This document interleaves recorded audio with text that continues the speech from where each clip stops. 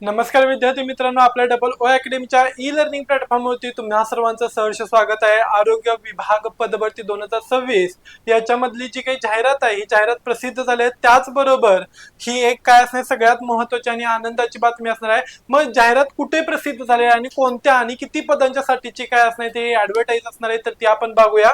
तर तत्पूर्वी आमच्या डबल ओ अकॅडमीच्या ई लर्निंग प्लॅटफॉर्मवरती एएनएम जेएनएम बॅच असतील, त्याचबरोबर याच्यामध्ये बघा मनपा असेल, डीएमईआर असेल, आरआरबी असेल, एम्स असेल, या परीक्षा करता नवीन बॅच आम्ही सध्या काय करतोय तर चालू करतोय।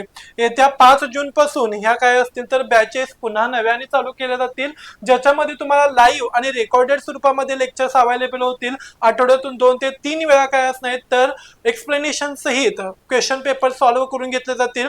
जे पीवायक्यू क्वेश्चन्स असणार आहेत हे या ठिकाणी सोडवून घेतले जातील।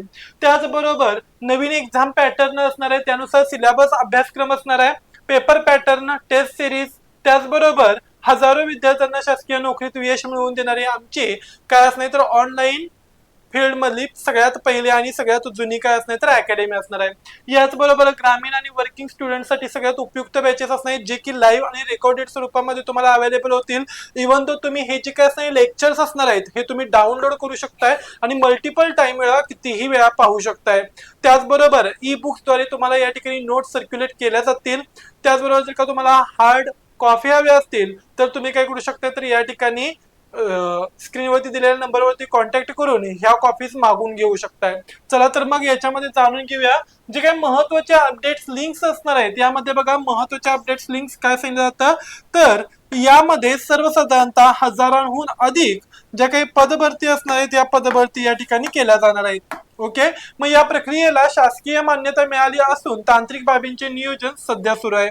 याच्यामध्ये एक मेगा भरतीची सध्या स्थितीची अट असणार आहे। मग गट क आणि गट ड साठी ही काय असणार तर पदभरती केली जाणार आहे। येत्या 45 दिवसांमध्ये ही प्रक्रिया राबवली जाणार आहे। बघा येत्या किती सांगितलं 45 दिवसांमध्ये।